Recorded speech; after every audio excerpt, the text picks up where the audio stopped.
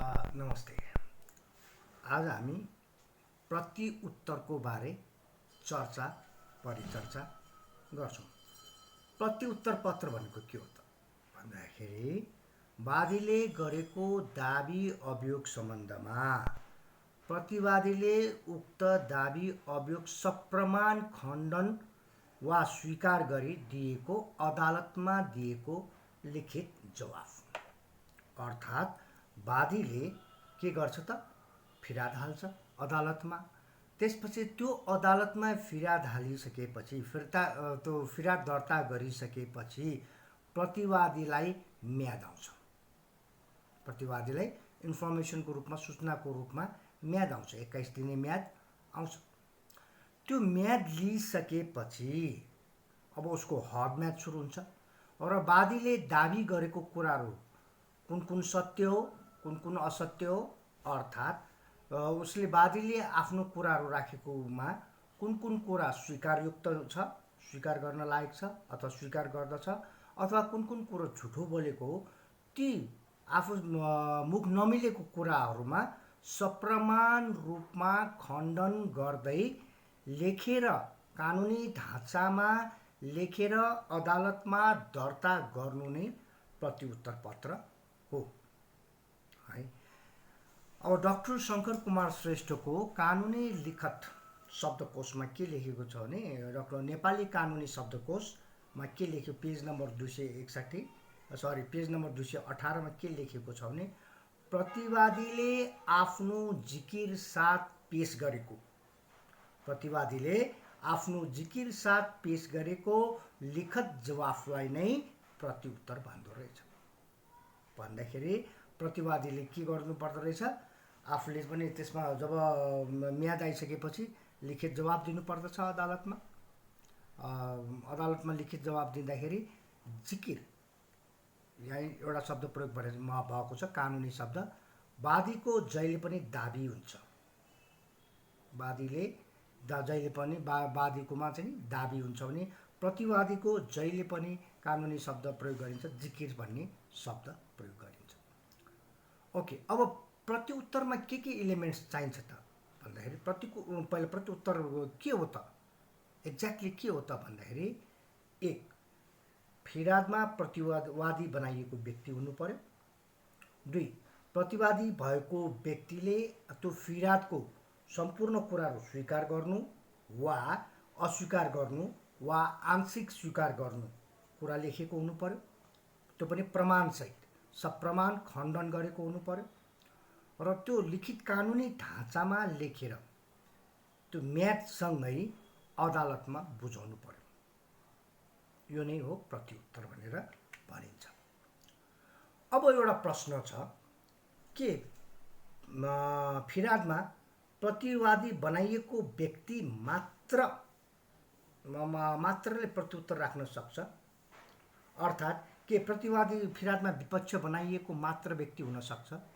जुन फिर्यादमा विपक्ष बनाइएको छ, दाबी जुन फिर्याद दाबीमा विपक्ष बनाइएको छ, जसले मुद्दा हालेको छ उसले विपक्ष बनाइएको छ, त्यो व्यक्ति मात्र प्रतिवादी हुन सक्छ त भन्ने सन्दर्भमा के छ भन्दाखेरि फिर्यादको काम कारबाहीबाट कसैको हक हितसँग अर्को तेस्रो व्यक्तिको हक हितसँग सम्बन्ध छ अथवा पेट बोलीमा फिर्यादको पेट बोली हुन्छ, शिर पेट बोली, पुच्छर, बायाँ किनारा दायाँ किनारा, वो पेट बोलीमा नाम उल्लेख भएको छ र त्यो व्यक्तिलाई नबुझिकन इन्साफ गर्दाखेरि इन्साफमा त्रुटि हुन सक्ने सम्भावना धेरै छ। अर्थात् इन्साफ त्यो व्यक्तिलाई बुझ्नै पर्छ, त्यो व्यक्ति बुझेन भने इन्साफ पूर्ण हुन सक्दैन।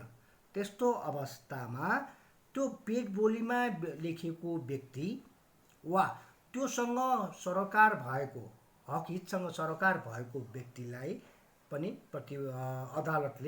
अदालतको आदेशबाट प्रतिवादी बनाउन सकिन्छ है। अब त्यो सरोकारवालाले पनि। अब अर्को कुरा के छ भन्दाखेरि प्रतिउत्तर कति प्रकारको हुन्छ त भन्ने कुरातिर जाउँ। सामान्यतया प्रतिउत्तर 2 प्रकारको हुन्छ। हेर्नुहोस् है, सामान्यतया प्रतिउत्तर 2 प्रकारको हुन्छ। एउटा प्रतिउत्तर छ देवानी मुद्दाको प्रतिउत्तर दोस्रो प्रत्युत्तर छ फौजदारी मुद्दाको प्रत्युत्तर। यो प्र्याक्टिसमा चाहिँ के छ भन्दाखेरि प्रायः देवानी मुद्दामा प्रत्युत्तर हाल्ने चलन छ र फौजदारीमा सायद कमै प्रत्युत्तर हालेको पाइन्छ है। अहिलेसम्म मैले पनि त्यसको प्र्याक्टिस चाहिँ गरेको छैन, फौजदारीको प्रत्युत्तर हाल्ने प्र्याक्टिस गरेको छैन, अब सुरु गर्नुपर्छ। यो केमा व्यवस्था छ त भन्दाखेरि मुलुकी फौजदारी कार्यविधि संहिता 2074 परिच्छेद 13 को दफा 122 को उपदफा 8 मा फौजदारी मुद्दामा पनि प्रत्युत्तर लगाउन सकिन्छ भन्ने कुरा व्यवस्था गरेको छ है।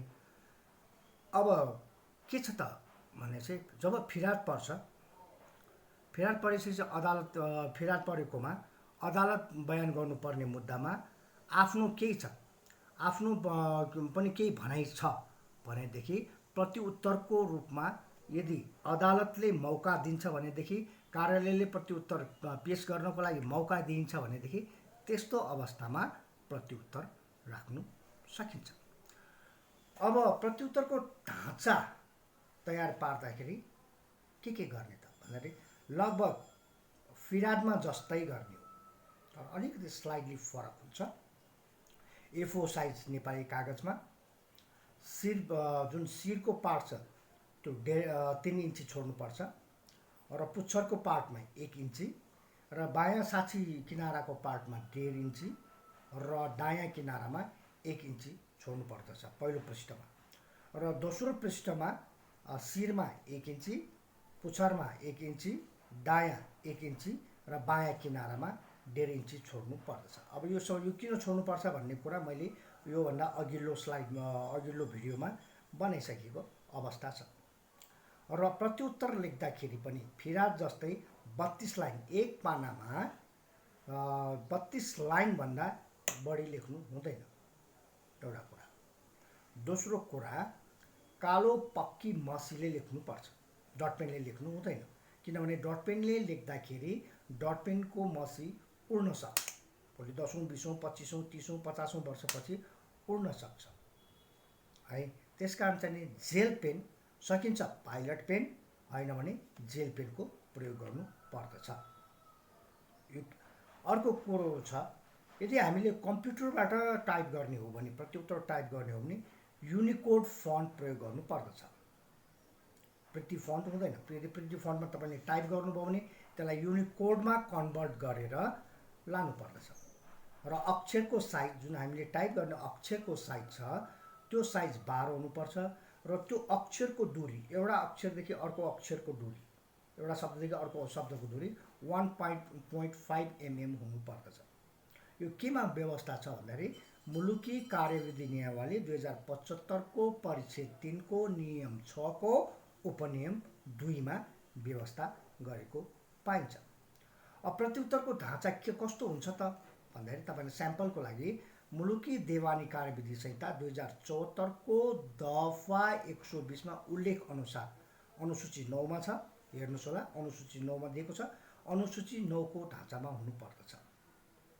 त्यस्तै फौजदारीको हकमा, फौजदारी मुद्दाको हकमा प्रत्युत्तर लगाउँदाखेरि मुलुकी फौजदारी संहिता 2074 को अनुसूची 42 बमोजिम हामीले प्रत्युत्तर तयार पार्नु पर्दछ। अब प्रत्युत्तरमा के कुरा खुलाउनु पर्दछ भन्दाखेरि शिरमा त अब सम्बन्धित जिल्ला अदालतको नाम भइहाल्यो, जस्तै उदाहरणको लागि ललितपुर जिल्ला अदालतमा पेश गरेको प्रत्युत्तर पत्र, यसरी शिरमा लेख्नु पर्दछ। र जहिले पनि सुरुमा शिरको पाठ लिएर वादी प्रतिवादीको नाम, ठहर, ठेगाना, 3 पुस्तिको नाम, ठहर, ठेगाना लेख्नु पर्दछ है। अनि हामीले प्रत्युत्तर लेख्न सुरु गर्दाखेरि हेर्नु विचार पुर्याउनु पर्ने कुराहरू के छ भने त्यो जसले वादी जो छ, जसले मुद्दा हालेको छ त्यसलाई वादी भनिन्छ, फिरादी पनि भनिन्छ। त्यो फिरादीले त्यो तपाईको विरुद्ध मुद्दा हालेको छ भने त्यो मुद्दा सम्बन्धित जुन जिल्ला अदालतमा हालेको छ त्यो अदालतको अधिकार क्षेत्र पर्छ कि पर्दैन, यो कुरा पनि हेर्नु पर्छ। यदि अधिकार क्षेत्र पर्दैन भनेदेखि यो मुद्दा यो सम्बन्धित अदालतमा को अधिकार क्षेत्रभित्र पर्दैन भनेर जान सकिन्छ।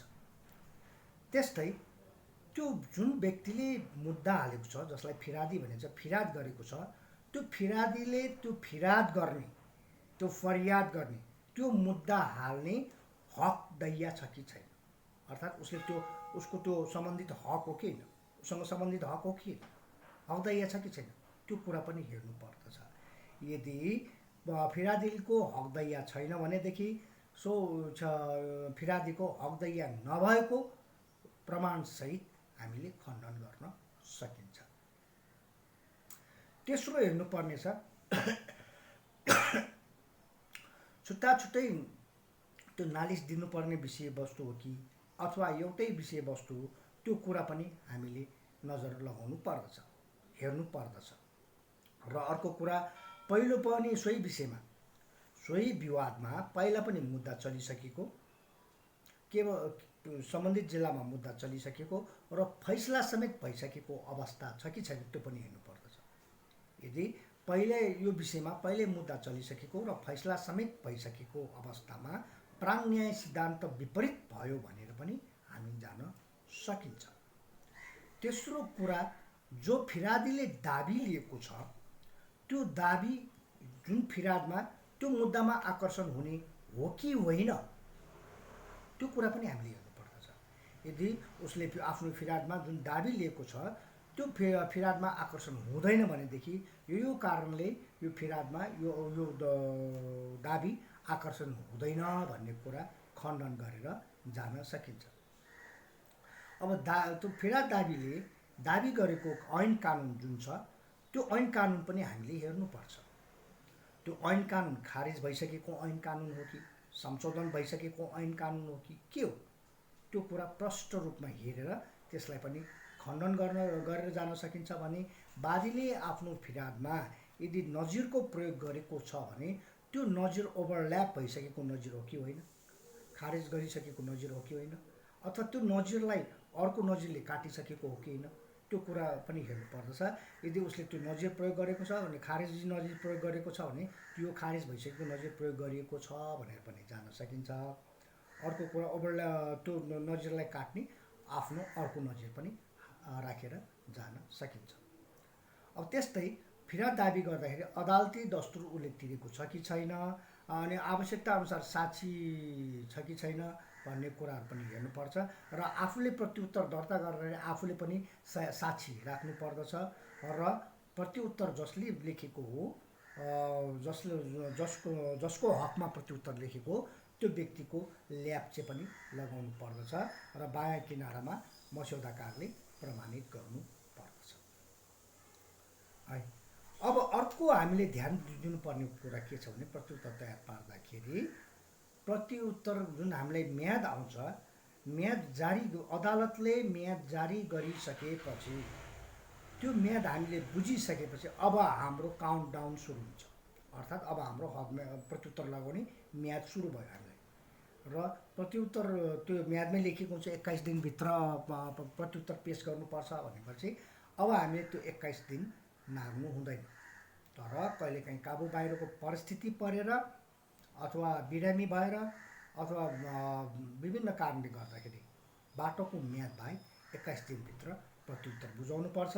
यदि त्यो म्याद नागेको छ भने त्यो कारणसहित खुलाएर हामीले प्रत्युत्तरमा यो कारणले गर्दा समयमै दिन सकेन र थाम्ने म्याद हुँदाखेरि नै मैले प्रत्युत्तर लिएर उपस्थित भएको छु भनेर लेख्नु पर्दछ। र प्रत्युत्तर दस्तुर 200 राख्नु पर्दछ। यो चाहिँ मुलुकी कार्यविधि संहिता 2075 को दफा 125 मा व्यवस्था छ। र प्रत्युत्तरसँगै हामीले आफ्ना प्रमाणहरू पनि राख्नु पर्दछ र अन्य अब केही कुरा छुट्यो कि भनेर पनि हामीले हेर्नु पर्दछ। केही कुरा छुटेको हुनसक्छ, पहिला फेरि पढेर फेरि थप्नु पर्ने भए थप्नु पर्दछ। पछि दर्ता गरिसकेपछि थप्नलाई फेरि अप्ठ्यारो पर्न सक्छ। अब प्रतिदाबी लिन सक्ने कि नसक्ने, जस्तै फिरादीले मलाई घरबाट निकाला गरेर कुटपिट गरेर घरबाट निकाला गरेको हुनाले घरेलु हिंसामा कारबाही गरी पाऊँ भनेर यसरी आयो, एकछिनले मान। अब भनेदेखि अब कुटपिट गरेको छैन, कुटपिट गरेको भए त मेडिकल कागजातहरू हुनुपर्ने, प्रहरीमा खबर हुनुपर्ने, त्यस्तो केही पनि गरेको छैन भनेर ती प्रमाणहरूसँग खण्डन गर्दै जान सकिन्छ। भनेखेरि बरु उल्टा त्यसले पिटेको कहिलेकाहीँ के हुन्छ भन्दाखेरि बाजी जसले चाहिँ उल्टै पिटेर उल्टै सम्बन्ध विच्छेद वा घरेलु हिंसा मुद्दा राख्न जानेहरू पनि छन्। त्यसकारण हामीले के गर्नुपर्छ भने यदि हामीले प्रतिदाबी लिने हो भने हामीले प्रतिदाबी पनि लिन सक्छौँ। जुन व्यवस्था मुलुकी देवानी कार्यविधि संहिता 2074 को दफा 121 को 1 मा प्रतिदाबी पनि पेश गर्न सकिन्छ भन्ने कुरा व्यवस्था गरेको छ है। अब अर्को कुरा अर्को छ मुलुकी देवानी कार्यविधि संहिता 2074 को दफा 121 को 2 मा के छ भने प्रतिदाबी लिँदाखेरि प्रति उत्तरमै प्रतिदाबी मेरो प्रतिदाबी भन्यो र प्रति उत्तरमै राख्नु पर्दछ। त्यस्तै मुलुकी देवानी कार्यविधि संहिता 2074 को दफा 121 को 5 ले के हुन्छ भने प्रति उत्तर प्राप्त भएको 15 दिनभित्र प्रतिवाद पत्र अदालतमा पेश गर्नुपर्ने व्यवस्था छ। अब त्यसकारण हामीले प्रति उत्तर लेख्दाखेरि यसलाई सम्भव गरौँ, हकदैया छ कि छैन, जसले फिर्याद गरेको त्यो व्यक्तिको हकदैया छ कि छैन, क्षेत्राधिकार छ कि छैन, हदम्यादमा आएको छ कि छैन, पुरानो कानुन प्रयोग गरेको छ कि खारेज भएको कानुन प्रयोग गरेको छ कि, अनि कति कुराहरू स्वीकार गर्ने, कुन कुन कुरा सत्य हो त्यो स्वीकार गर्ने, कुन कुन कुरा उसले झुटो बोलेको हो भन्ने कुरा हामीले प्रमाणसहित खण्डन गर्दै लिखित रूपमा अदालतमा जवाफ पेश गर्नेलाई नै प्रत्युत्तर